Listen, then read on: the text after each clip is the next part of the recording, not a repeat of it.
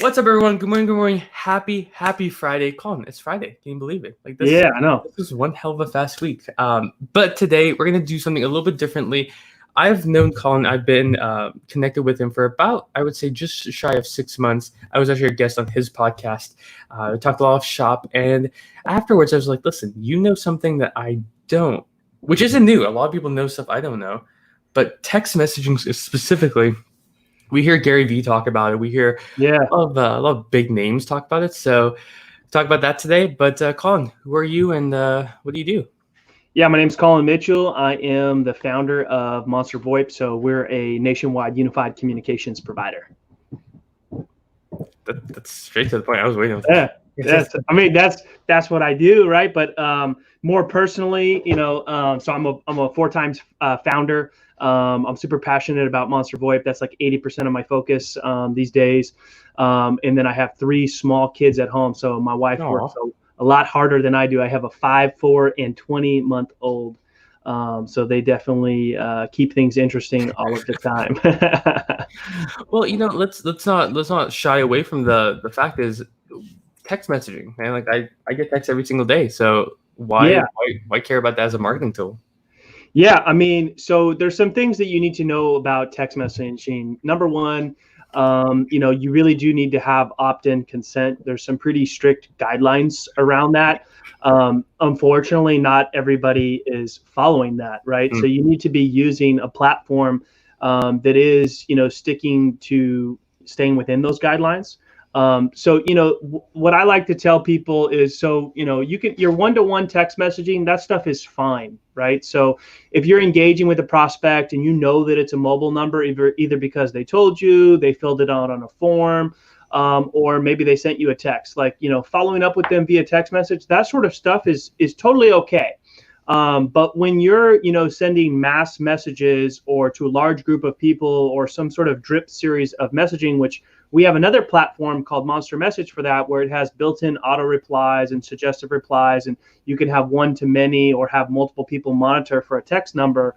That's more SMS marketing, right? So with a platform like that, you need to have opt-in consent. That's really important, and you should be using a tool that is compliant and stays within those guidelines. But even if you don't have that tool today, or even if you don't have a marketing plan on how to use those numbers, just start collecting them with opt-in consent. That's the first thing. Like, even if you don't even have a plan, don't even know how you're going to use them, when you have your forms on your website, on your landing pages, on your funnel pages, just have opt-in consent and collect that mobile number, because it will be extremely valuable. We've all seen the numbers, the reply rates, the open rates of text messaging versus email is significant. Yep. Let me ask you on that note, right? When I think a lot of people shy away from text messaging because they think that's a sacred spot, and I know for me too, that took me a while to get over that. But after reading a ton about it, that's how people saw email. So, like, what's that kind of mental block for businesses to kind of really jump into these type of tools? Yeah, I mean, I think people maybe kind of make this misconception that, texting is more of a personal relationship thing and not a business relationship thing. But that's changed a lot. And it really started in the consumer space. You see it a lot in e-commerce where they're texting you your tracking number, your order confirmation, things like that. But now in more to the B2B space, it's being more adopted as well, because most anybody who's using a halfway decent unified communications provider, those numbers are SMS enabled. And so whether they're using it as a desktop app or a mobile app on their phone, they have text messaging. Now, a lot of them aren't necessarily using it yet. But the thing is business is personal, right? So, and a lot of in the B2B space, it's building those personal relationships. I know that, you're a big component of personal branding, right? As am I. And, we all hear everybody talking about it. And I totally agree that people trust people and they trust brands less than they used to.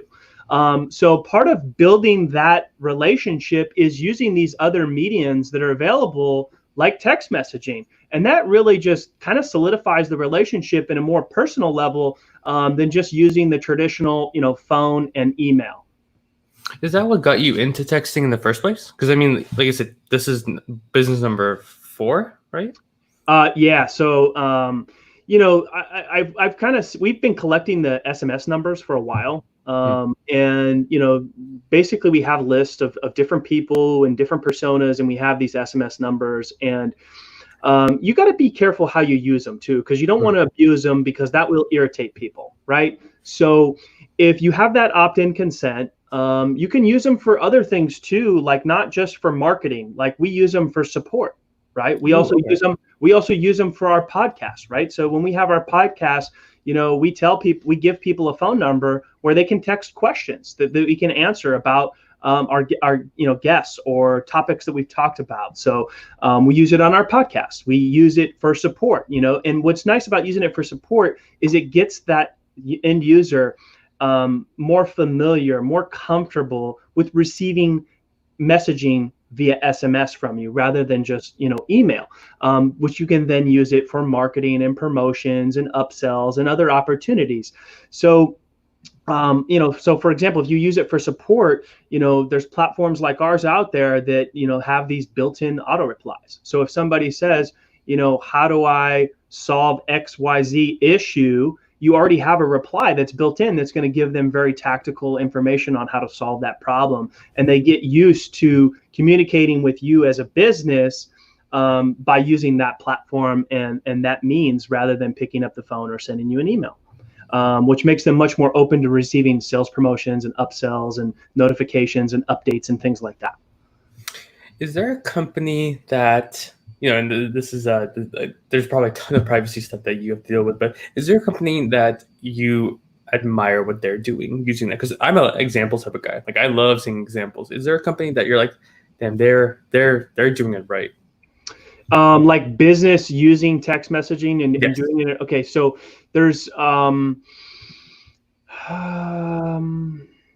I think it's used really well in the e-commerce space. Lots of e-commerce have adopted, more in the B2C space, where they're giving you your order confirmation and with a link to track your order.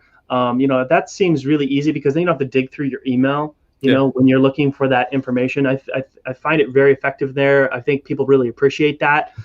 There's tons of companies that are doing that.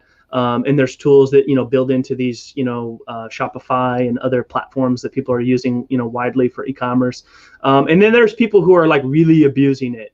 Right. So you need to make sure that, if you're going to use SMS as a marketing tool, that not only does the platform that you're using, stay compliant and stick to those opt-in rules, but also has a means for people to opt out.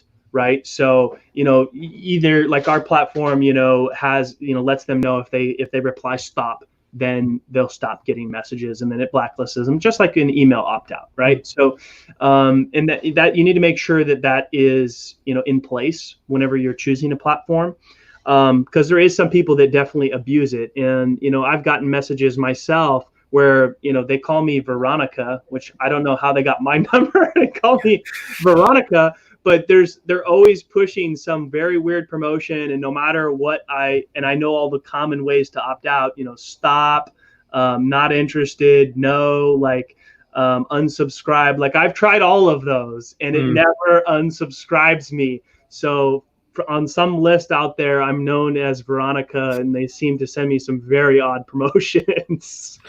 Well, Veronica and Collin sound like the same. I don't know.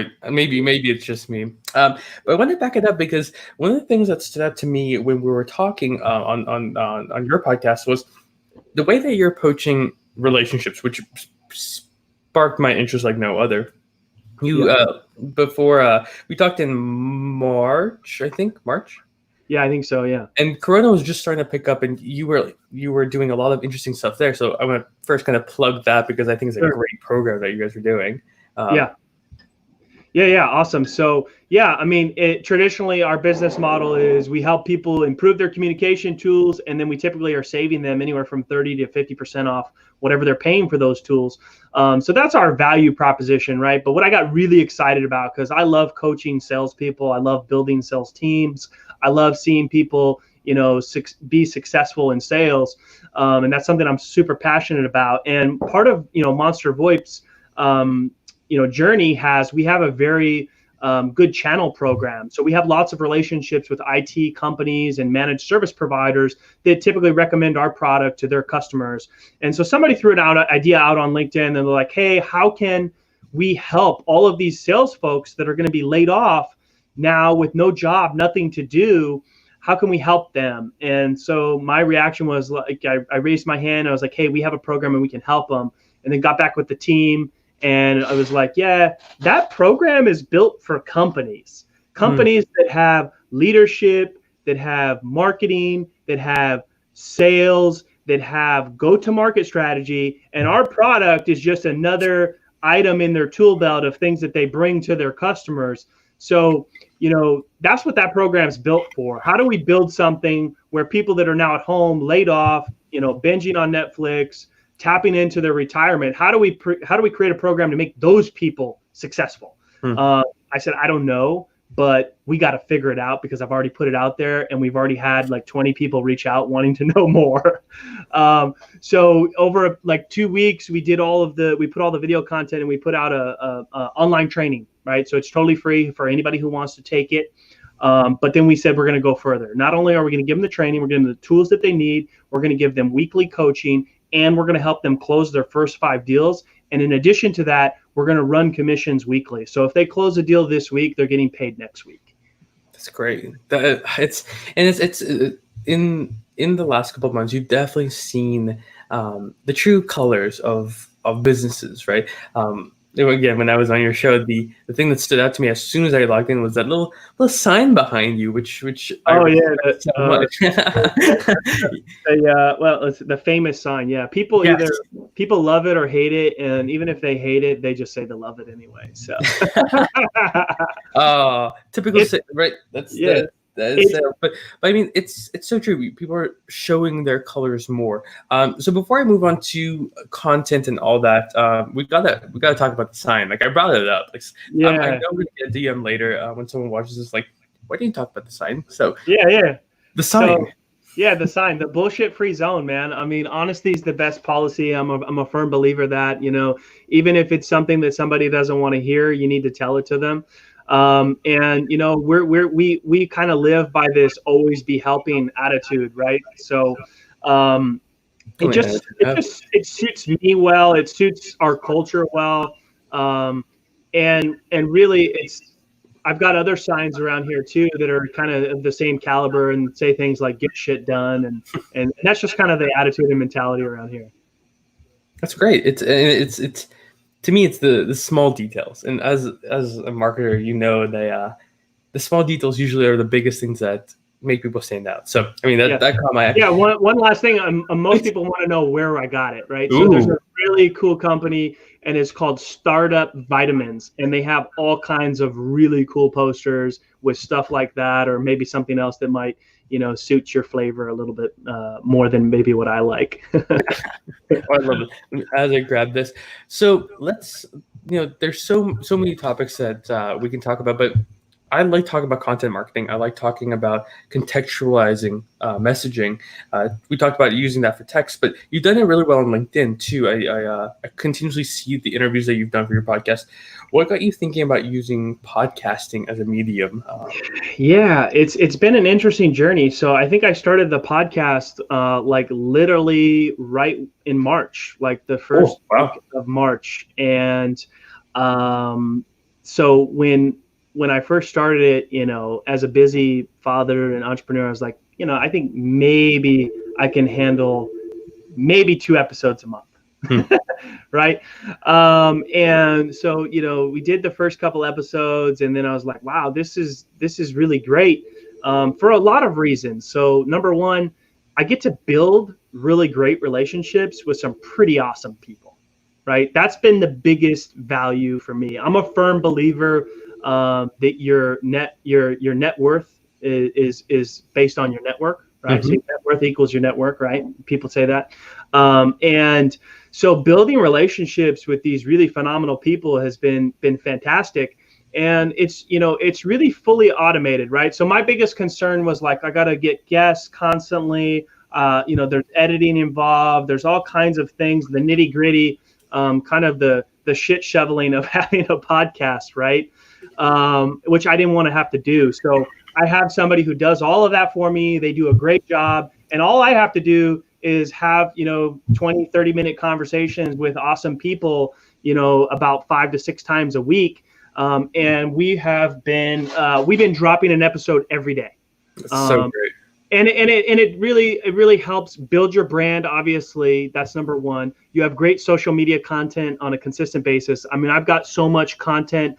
I could post, like you were talking before, I could probably post 3 to 5 videos a day and not run out of content, because those long versions, you typically get, anywhere from 2 to 4 short clips of really nice moments that you can break up and use for social media content.